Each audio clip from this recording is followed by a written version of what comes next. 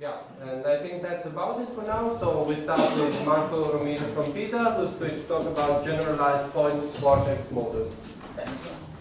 Okay, I thanks the organizer for the privilege of starting the conference. And okay. So I'm talking about something that I did with Geldhauser from Sheffield. And okay, this is talk that I already did. The only update was to actually update the affiliation of Karina, which changes every month. And but now might be more stable than usual. Okay, so here is the introduction.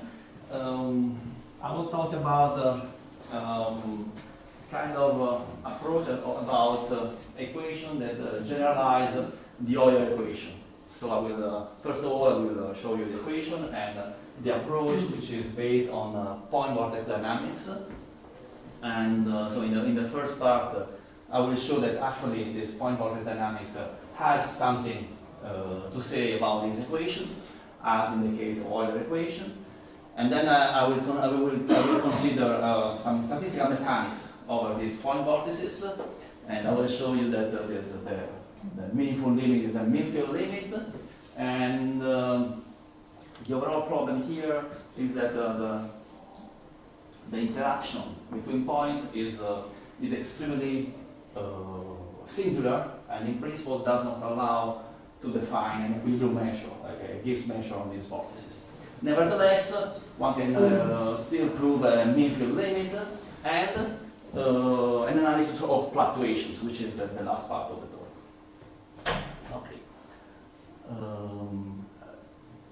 Just as a teaser, later on in the conference there will be a talk by Francesco that actually will show fluctuations in the case of Euler equation. Okay, so here are the equations. This theta is I call it a pseudo vorticity, just to let you understand it is essentially there is one case in which these equations are the Euler equation. So there is an equation, there is a transport equation with I call this velocity, but it's not appropriate, as you will see. So the equation is like this. You think of this as an Euler equation in vorticity formulation. So this velocity is the orthogonal gradient of the string function, which is the solution of an elliptic problem. Okay, and we are in dimension 2. In the first part of the talk, I will consider the problem in R2, but then for some cases I will turn to the torus. And I'd like to also to show results on bounded domains, but we are not strong in an analytic point of view, and so we still miss some results. But we believe that most of what I say should hold also some bounded domains with the Dirichlet boundary condition. When I say Dirichlet boundary condition, is the boundary conditions are applied to the string function. Okay, let me see a couple of cases.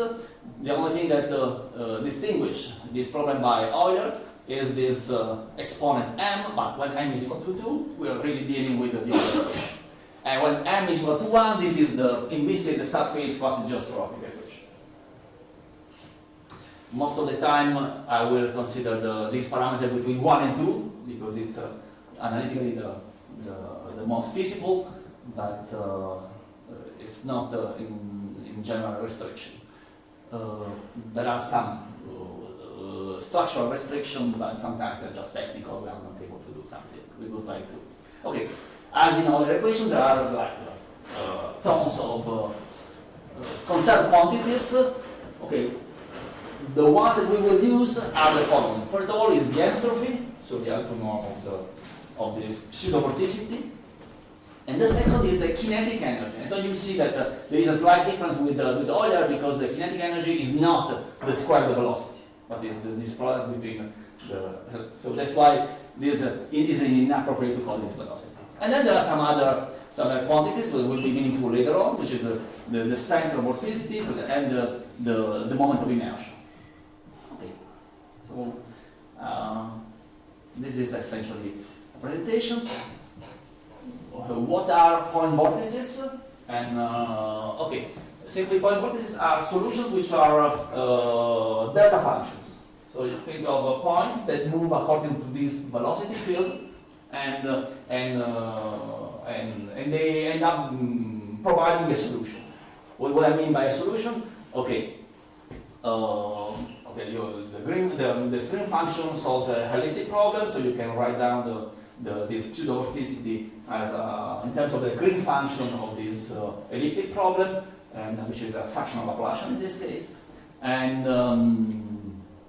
then you can write an energy, which is this H, and this system, and so, you wonder when this series of delta function solve the equation in some sense that I will describe later on, and you formally write down the equation, and you find out that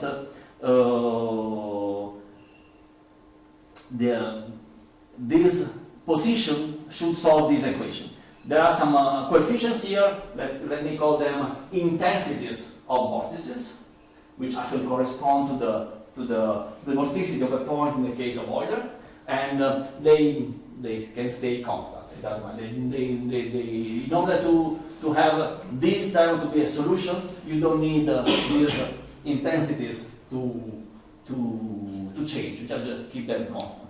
And position change and evolve according to the equation, and their equation is this one, with this kernel Km is the orthogonal gradient of the green function of this fractional Laplacian problem. This Km kernel is essentially the Biot-Savart kernel in the case of Euler. Okay, so this motion is Hamiltonian, and the Hamiltonian is the energy. And so one can define an invariant distribution for the motion, which is a classical exponential Gibbs measure, Gibbs-like measure, and which actually, and now is okay. There are some issues. Before explaining the issues, let me explain what do I mean by solution as a combination of delta functions. Okay.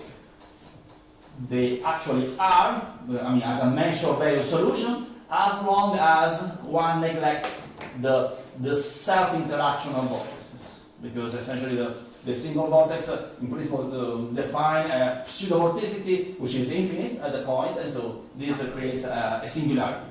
As long as one neglects this singularity, the overall meaning is perfectly defined. Well, as long as one gives to the solution the same interpretation which is given for the Euler equation in terms of a symmetrized kernel, which is you can find in papers like Delors.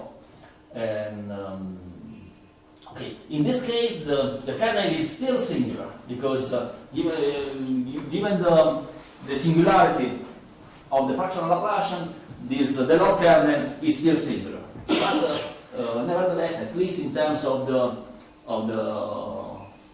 point vortices, as long as the self-interaction is neglected, again, these are perfectly defined solutions. Okay? Okay, so the dynamics of point vortices, this is a silly, some silly picture, but it turns out that the dynamics of point vortices is essentially the same that you see, at least qualitatively, the same that you see for Euler equation. So vortices of with the same sign. The sign of the intensity. So we can the coefficient in the sum of delta functions. This coefficient, this intensity can be positive or negative. Think of positive, that just the vorticity, pseudo vorticity is has some sign, and so velocity is starting on one side, and when it's negative, it's starting on the other side. Although I would be in trouble if you ask me if positive is counterclockwise or clockwise. Don't ask me, please. And anyway, so if they have the same sign, they start spinning around, and if they have same different sign but same intensity, they just go parallel, and otherwise they can just go around like this, and this is like essentially a circle of infinite radius. And it turns out, as in the case of Euler, that this problem has singularities. So that you start with the vortices, which are different, and you have a collapse. So is a singularity since the kernel, okay, if you see this kernel is singular along the diagonal. So I mean, this is since if we are in in the full plane or in the torus, there is a translation invariance, and so you have this difference. So this is singular at 0, because I mean, as is the green function, and so it's derivative. Okay, so and you can find essentially with doing computations which are pretty similar to those that you would do in the case of Euler, that you see that there is a collapse. Okay, this is something we can handle. And so this is essentially the first part of my talk. Okay, no, it's fine. Okay, so how are related the two problems, the PDE and this system of point vortices? Okay, this is the first part of my talk. And let me first show that these point vortices do not collapse. Also, I will mention that this is a simple proof in R. There is Martin and Franco. At least Franco is here. I didn't see Marco. Okay. Yeah. And which actually did the same proof on the torus. But let me say that no one has an original idea. But anyway, nice. Okay, there are some conditions on this. As I mentioned, there are some configurations that give you a collapse. So there are some conditions that you assume on intensities, so that to allow this theorem. And the idea is that as long as you are outside of a set of initial conditions, which anyway has Lebesgue measure 0 in state space, then this system of equations that define the dynamics of vortices is well defined, and as a global unique solution. Okay, and essentially the overall idea is that the green function provides a conserved quantity, which is also singular when different vortices meet. So as long as this quantity stays bounded, you know that there is no collapse. This is essentially simple idea. And we have a restriction. Okay, as I mentioned, there are some restrictions of a parameter. Here the restriction is m is larger than 1, because you want the gradient of the green function to be integrable. Okay, and so this so the green function, we know in dimension 2 is for the Laplacian is logarithm of. When you look at the fractional Laplacian, then you have some power n minus 2, and so if you wanted the gradient integrable, you need m larger than 1. And the problem now is at 1, which is essentially the surface particles from here.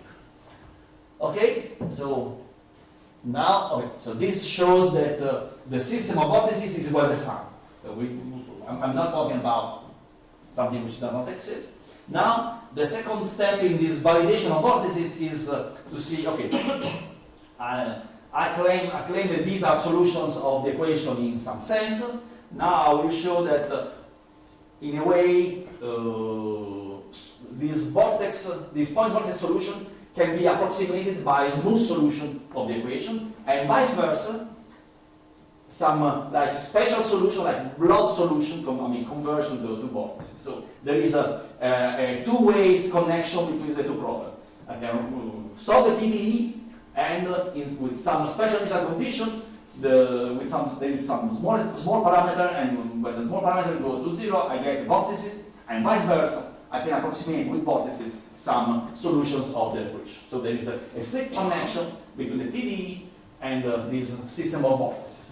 Marco, but here the PDE doesn't include Euler, is it? It does. It does in principle. But since all I say is known for Euler, I'm working with a excluding parameter 2, because this is something completely known. Okay. The yeah. point is that we can do this also when m is smaller, I mean in a more singular set. But everything I say is true for all. Yeah. So there's not, okay. The restriction here is this one. This one is simply because it's already known. I mean, but it's not that there is an obstruction when m equal to 2. The obstruction is when m is equal to 1. Yeah. Okay, so the first thing is approximating solution of the PDE with the vortices. Okay, I should mention that actually solution exists. This is also something that we proved. And okay, so say consider the PDE with a L1 and infinity non-negative initial condition with the with the center. I mean, we don't want to think of this as an equation in R2. So we don't want the solution to just to move away. So we need a solution which is like pi. Okay, and then you can find.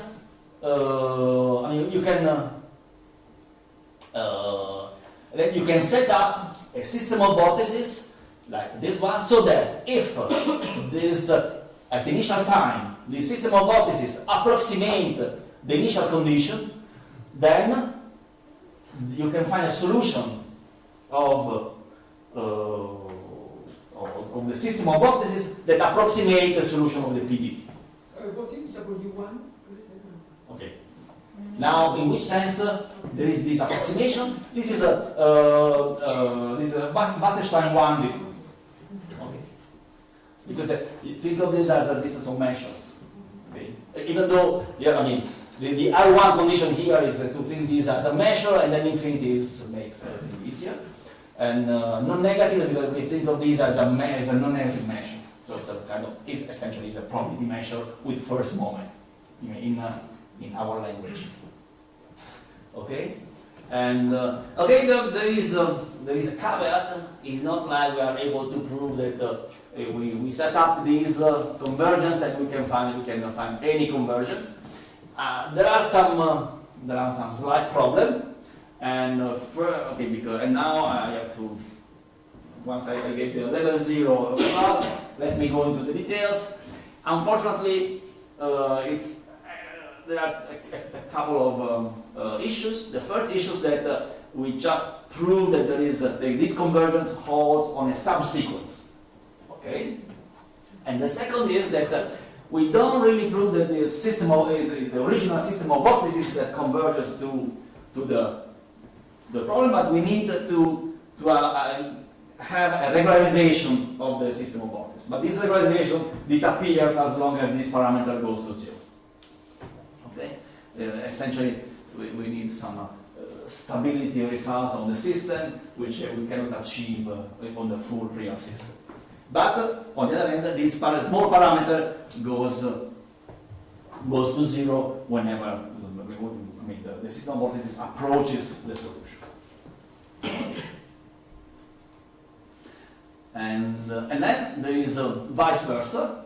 You can find solutions of the equation that actually approximate vortices, and then you have to set up this initial condition, which is, think of this initial condition as like a series of vortex blocks. This picture should suggest how you actually want this solution. So these blocks essentially will shrink to 0 in extension, but stays with a positive value, and they should be well separated.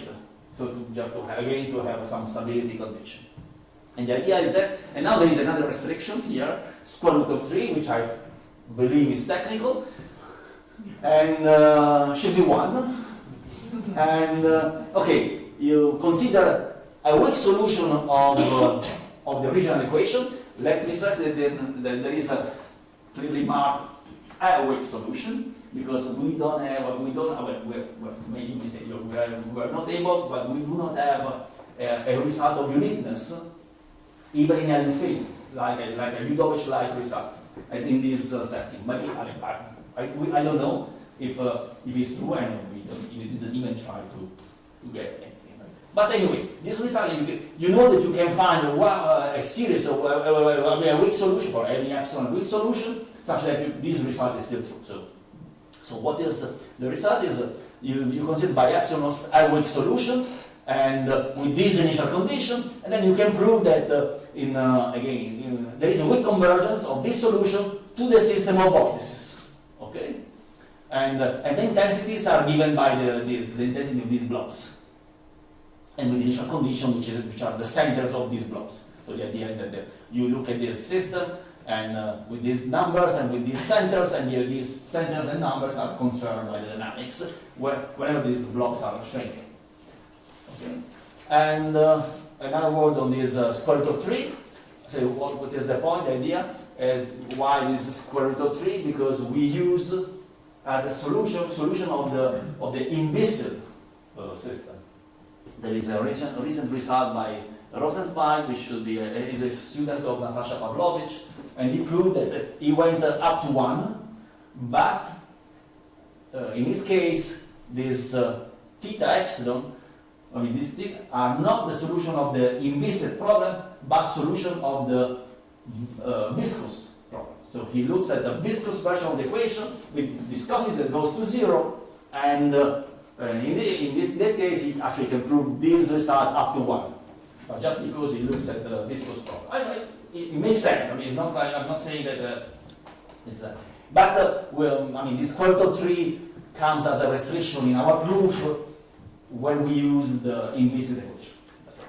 You start with the viscous problem with the vanishing viscosity, then you can actually go up to 1. Marco.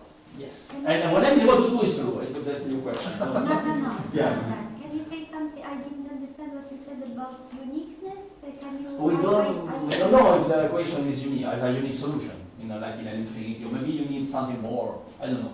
We really You didn't mean want. the point vortex equation? No, the Euler PD, the PD, which No, is not Euler. Of course, it's not Euler. It's not It's M between the. Yeah, between surface quasi-geostrophic and Euler. For instance, if you consider the surface quasi-geostrophic, the implicit surface quasi-geostrophic, no one knows if it has a unique solution. So I think that is not our limitation. It's a problem, and there are also some results of different.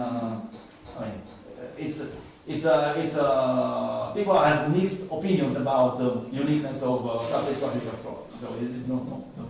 Maybe there is in this range there is a possibility to get some. You may use some kind of stability from the Euler uniqueness that goes a bit beyond m equal 2 for some values, maybe not up to 1. I don't know. But we didn't really dig into this. Okay. So now the idea at this stage, we know that this system of point vortices makes sense, and so we want to say something more on this. Now I want to essentially motivate one of the reasons we are interested in this system, and the reason is that in dimension 2 for Euler, so what I say here essentially is known, and for Euler equation, and the point is, does this also extend to this kind of system? Unfortunately, we are not able to at all to consider this the Onsager interesting part of the domain, but at least it's a starting point. So what's the idea? The idea of Onsager for statistical analysis of turbulence in dimension 2 is to explain why there is an accumulation, aggregation of positive and negative vorticity. So this explanation, in a few words, is that you give a description of evolution in terms of vortices, and vortices tend to aggregate in some regime. So which is the right regime? So he gave an explanation in terms of statistical mechanics.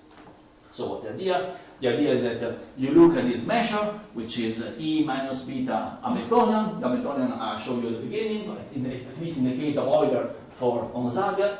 and with this energy and this G, if m is equal to 2 is exactly the Euler energy, and then you easily convince yourself that when the inverse temperature is positive, then essentially, in a way, there is a tendency to disorder, because the vortices with different sign tend to attract themselves.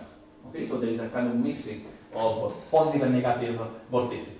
But on the other hand, if beta is negative, then there is a different regime. Vortices of the same sign tend to attract themselves and to repulse vortices of different sign. Just to get, I mean, for Euler, this is minus logarithm, and for the fractional Laplacian, this is power m to minus 2. So, I mean, if you look at what happens for at the local around 0, and you see that the sign, the main point is the sign of this interaction. Okay, and so this, and then that is why beta makes the whole thing. This interaction for small values is positive, and so this makes this effect. Okay. For Euler, obviously, when you go far enough, then there is a change of sign, but it doesn't matter. Okay. So this is the overall idea, that this statistical mechanics description of vortices should explain this kind of phenomenon. Okay. All this said, I mean, unfortunately, from now on, I will consider beta positive, because we are not able to consider the K for beta is negative. Well, sorry. On the other hand, an approach with the negative temperature is uncommon in statistical mechanics, and so I mean, there are less tools available for this analysis. Okay, so I mean, this is just a justification why I mean you really need good ideas to look at the negative case. I mean, these are, most of the ideas which are available are like for positive temperature, as usually is. Okay.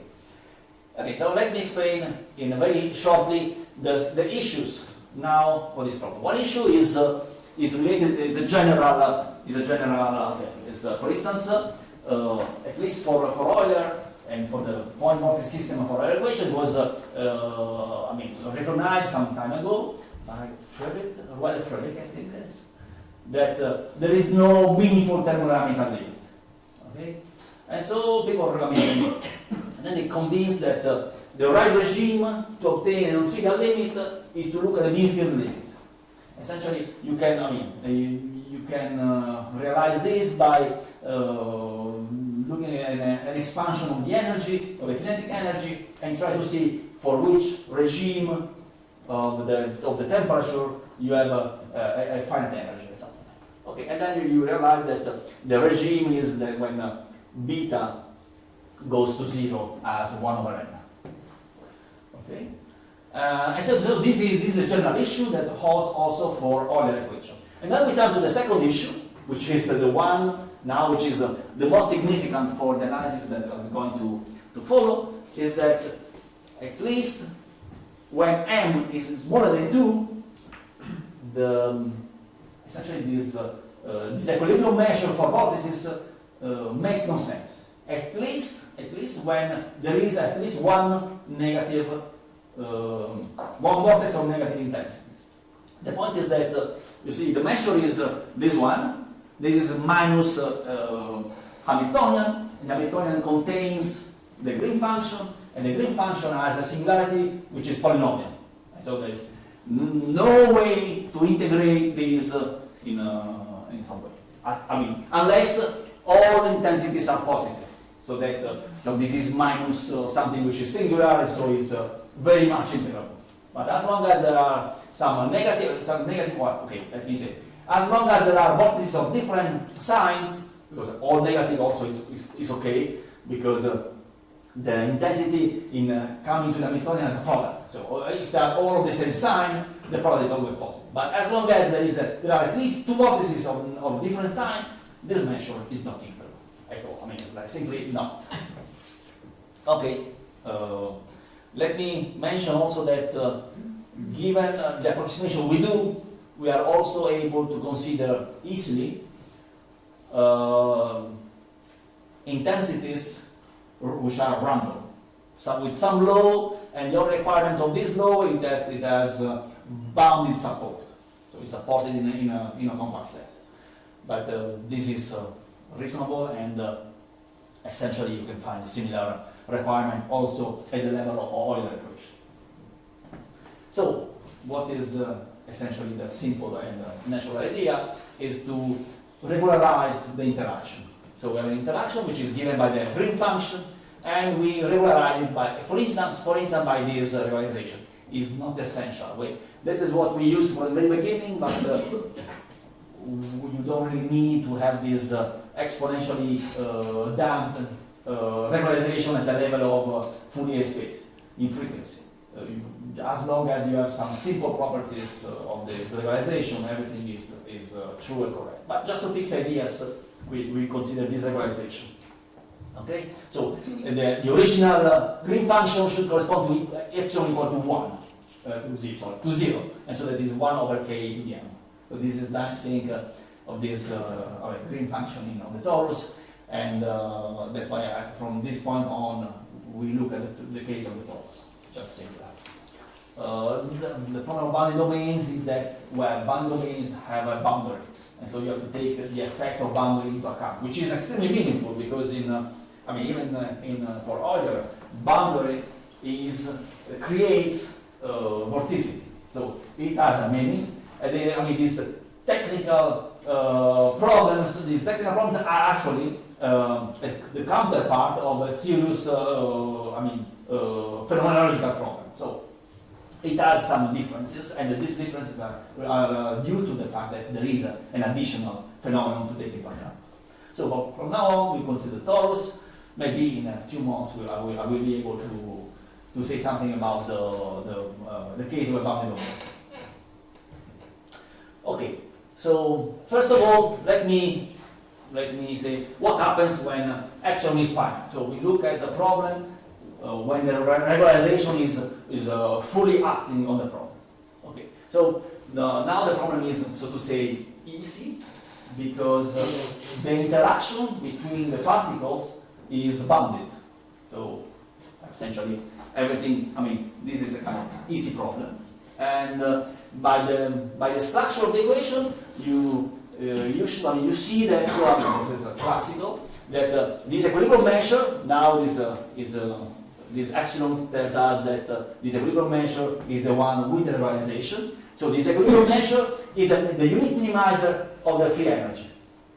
And this free energy is given by the relative entropy and the kinetic energy. So how is this relative entropy? Is the relative entropy. Okay, the relative entropy with respect to what? To the product measure between the Lebesgue measure. So from now on, this curly L is Lebesgue measure on the torus. Well, normalized Lebesgue measure on the torus. So, and this nu is the prior measure on intensities. Okay? I will use consistently this notation up to the end of the talk. So nu is the prior on intensities, and L is the Lebesgue measure on the torus. So this is the relative entropy with respect to this product measure, and this is the kinetic energy, which can be written in terms, which is essentially the integral of the Hamiltonian, okay? As in Hamiltonian systems. So it's no more, no less. Okay, and you can find it. Okay, so right now we have two regimes. We have two parameters, epsilon and n. So we can do limits with respect to epsilon, with respect to n, but we don't do the limit so far. At least so far we don't do a limit in epsilon because that's the one which gives us trouble. But we can, at this level, we do the limit in n because we have a bounded interaction. So the limit in n is easy, and then you can pass in a limit in this functional, and you find the limit functional, which is the relative entropy of this measure on an infinite number of vortices, and you find this that the kinetic energy converges to this term. I mean, then you see that there is only like 2 point interaction in the vortices. And the reason is that at any n, vortices are exchangeable, and so in the limit you get an exchangeable measure. And so this simplifies the energy. So what you look at the limit functional only on exchangeable measure, because you know that any limit point in n of these measures will be exchangeable measures. Okay. And and there is a full simplification. This will be extremely useful also in the next slide. And actually, okay, since you can prove that also any limit point is a minimizer of this limit functional, and you can write the Euler-Lagrange equation for this functional, and this is true for beta positive or negative. At this stage, I can still consider beta any sign because the epsilon is still positive, and then you realize that essentially the constant solution, essentially the flat density of vortices and intensities is a solution of this mean field equation that corresponds to this functional to be equal to 0.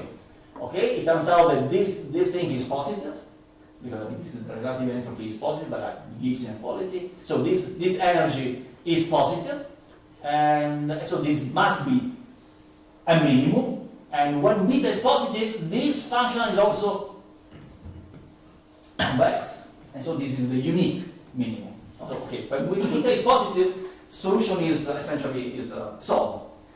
Actually, the fact that this is a solution is also true for beta negative, but small. There is a transition. It's not clear which kind of transition is, but you go from like a uniqueness of the Gibbs measure to possibly more than one. I mean, it's not clear, at least to me. But anyway, from beta you have this stability. So the flat solution is the unique solution up to a value which is negative, but not all negative values. At some point, you can see that you can prove that actually at some point this is not a solution anymore. I mean, you can compute the transition. It depends on the first eigenvalue of the Laplacian. I mean, there's a formula that below some values will depend on the first eigenvalue of the Laplacian. You lose this the fact that this is a minimizer. Okay, it's a critical point, but not a minimizer. So what you see is that in general it's not clear if there is a unique minimizer when beta is negative. Essentially, when beta is negative, you lose this convexity property. And so everything is possible. Okay, now again at the level of finite epsilon, you can actually prove a full range of results, which is the low large numbers and large deviations, and the large deviation functional is exactly the free energy, as usual. Now, what about the limit in epsilon? What about the limit in n goes to infinity and epsilon goes to 0? Epsilon is the realization. Remember, when epsilon is 0, we recover the original green function, and so the epsilon 0 is the meaningful limit. And obviously, the candidate limit is exactly the flat measure. So the prior on intensities is the measure of intensities, and the distribution of the position of vortices is simply a Lebesgue measure. Okay, since as long as we have a unique minimizer, then we have a propagation of chaos. Because, I mean, recall that limit measures are exchangeable measures. So, but if there is a unique limit, then this must be a product of independent measure, which is one single case of exchangeability. Okay, so the uniqueness of the limit gives propagation of chaos. So all vortices move independently according to this mean field interaction. Okay.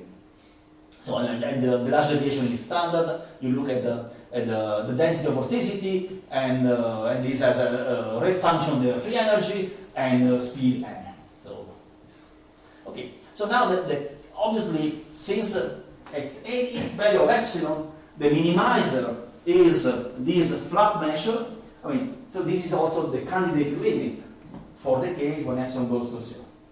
So, but it's clear that looking at the limit of minimizer doesn't mean that the minimizer of the limit functional will be the limit of minimizer. Okay? No. So this is a special case that we have to actually. I mean, the fact that at any epsilon we have a limit which is always the same doesn't mean that the limit of the limit functional will be that same thing. You actually have to prove it. You have to find the limit functional and to prove that the minimum is exactly this one. And that's what we are going to do. Okay. In this case, the fact that we work on the torus is essential, because what's the point of the torus?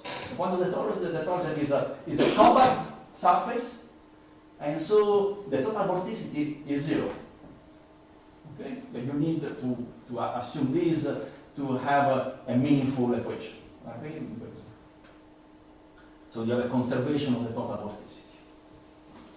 When you turn to domains with boundary, since there is a production of vorticity by the boundary, this is not anymore true in general. I mean, so we believe that all I say could be extended to the case of a boundary domain as long as you keep this condition of total conservation of total vorticity equal to 0. You will see in the talk of Francesco that this condition is crucial. Okay, so now let's see which is the limit functional. The limit functional, okay, at any n you can define, for epsilon 0 you can define this functional, which is the relative entropy and the kinetic energy. The kinetic energy, as long as this is m equals 0. No, as long as the green function is integrable, makes sense. And that explains why there is here the restriction m larger than 0, because now we want the green function to be integral. Now, let's see which is the functional which we will minimize. I mean, the limit function will be the relative entropy at the level of exchangeable measure plus, the same thing but without epsilon. So it's the natural candidate as a functional, and actually this is true, because you can prove that it's not when epsilon goes to 0 and n goes to 0 independently. We need to take a special sequence. In a way, we have to, let's say, cool down our system slowly, like a logarithmic order of speed, so that if epsilon goes to 0 as slow enough, then this sequence of measure converges to the unique minimizer of this function. So, and which actually is our candidate limit. So everything is fine. And again, then you can derive also a low large numbers. We don't know how to derive yet a large addition principle, but we believe it should be possible. But the low large numbers is straightforward. So we find the limit functional, which is the one that one would expect to have as a limit function, but we can prove it, and we can prove that there is convergence of the minimizer to the unique minimizer.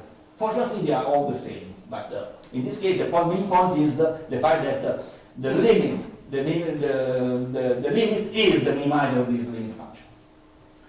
We are only able to prove this in the case of this case of torus with total vorticity 0, because this helps a lot in controlling the energy and the relative entropy.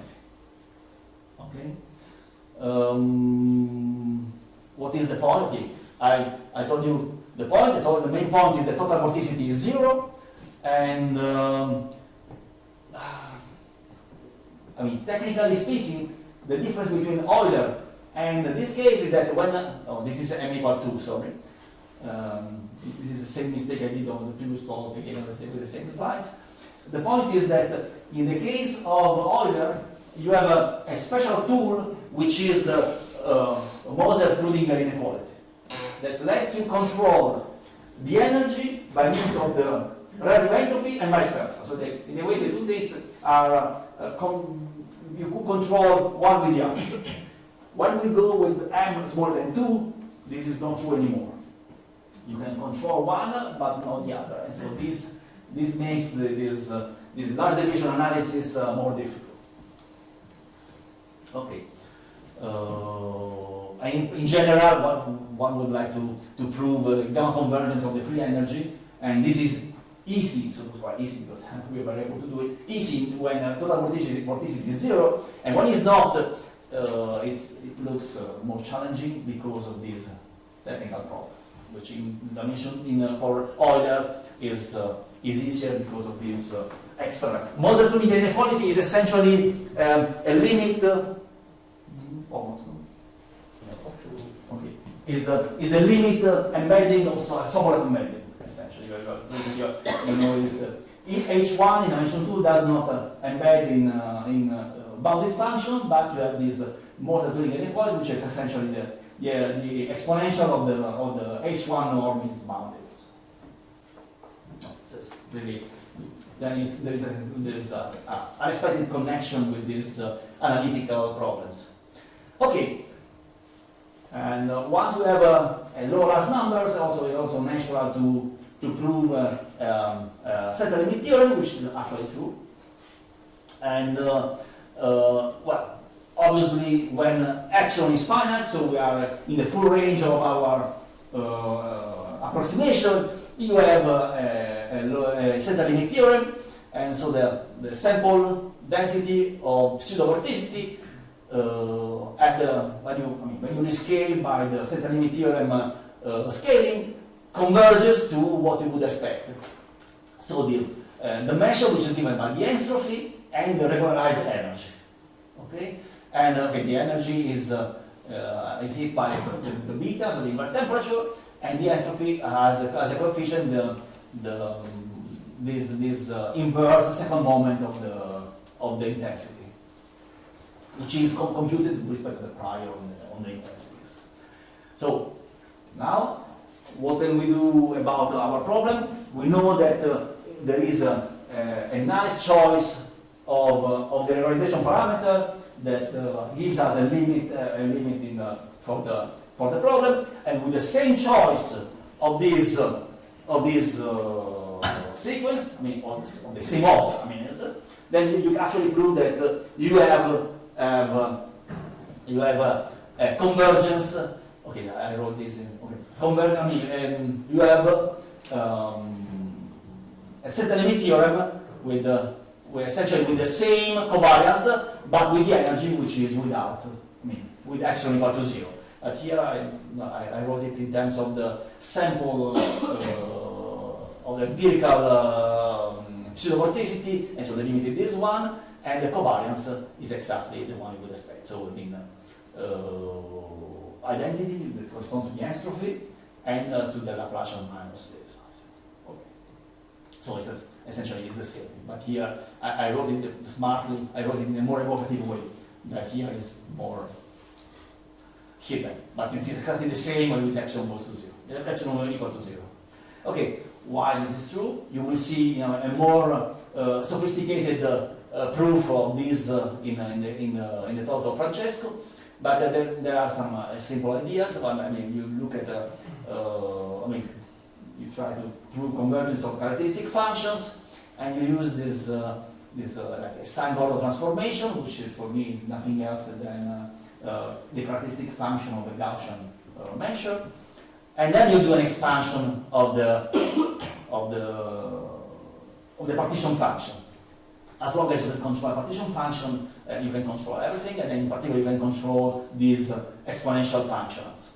And then you choose in your expansion of the partition function, and then of this exponential function, you get an error. You get the right thing and an error, and then you choose this epsilon in terms of n, so that this error goes to 0.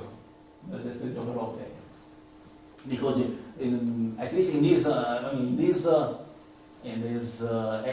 expansion, you have this error which depends on action and n, and it's not obvious that this would go to 0 for any action n. At least in the way we derive, we do the estimates. But with our estimates, you choose epsilon small enough, and this goes to 0. Okay, that's the overall idea why you need. Okay, then this speed is the logarithmic, which depends on m. And when m is equal to 2, this apparently says that you get 1, and this is essentially the content of Francesco's slope. Okay, let me give a few conclusions and why I'm interested in this problem. Okay, so we know that this point vortex is well defined, and with some generic assumptions on vortices. There is a connection between the PDE and the point vortices, but there is a stronger connection which is established in terms of the statistical mechanics of vortices. We can prove a mean field limit and fluctuations, and okay, or a regularized system which converges to the real system when the regularization parameter goes to 0. But in this case, this is in a way, at least for us, you cannot avoid it, because the equilibrium measure on a finite number of vortices is not a well-defined measure in a RAM. Okay, so the way to do it, to prove that this result is to first get a meaningful measure at the level of a finite number of vortices, and then go to the limit by taking a limit that makes the regularization disappear. Okay. Next step is we will first to derive a large derivation principle. We believe it should be true. We would like to see to check if what we did is also true in the case of a bounded domain. We believe it is true. We just need some technicalities, and we would like to also to go beyond that and to study these equilibrium measures. These equilibrium measures are Gaussian, and we would like to see if this Gaussian measure can say something at the level of vortices. Because once you have the Gaussian measures, you can say a lot about them. We usually know a lot, not everything, but we know a lot about the Gaussian measures. And now we want to see if we can say something at the level of a finite number of vortices by the limit. So in a way, this is a kind of common way to approach the problem.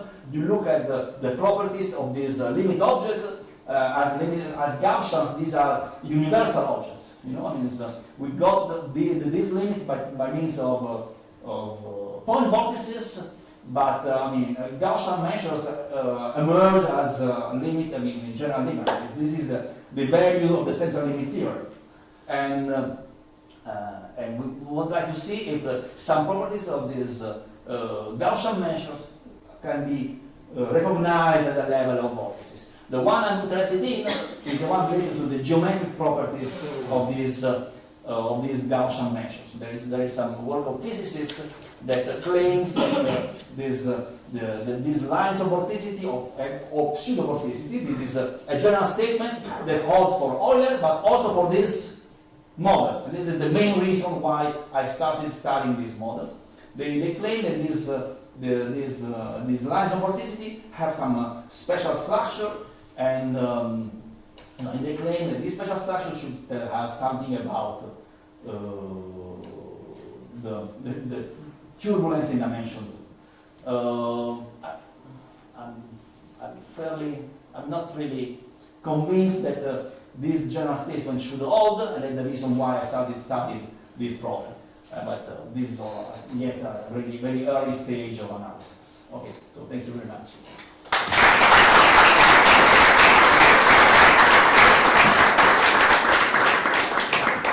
So, any questions? So, what is the Lines of vorticity. These lines, you just take one look at the vorticity field, and you take level lines, and this is a picture of these level lines. It's not mine, it's from the quantum physicists. So, but is it simulation? Yeah, it's a simulation. Simulation. It's to be precise, this is a simulation of vorticity on a torus, which is not really of Euler. It's Navier-Stokes with damping. The idea is that you do this when you look at these problems. You simulate Navier-Stokes because you want to identify what is the inertial range. So you have damping to get the upper bound of this inertial range, and then with viscosity you have a lower bound. So you expect that everything that should be relevant in terms of Euler is only can be observed at the level of this range of frequencies. So it's a way to make the problem simple.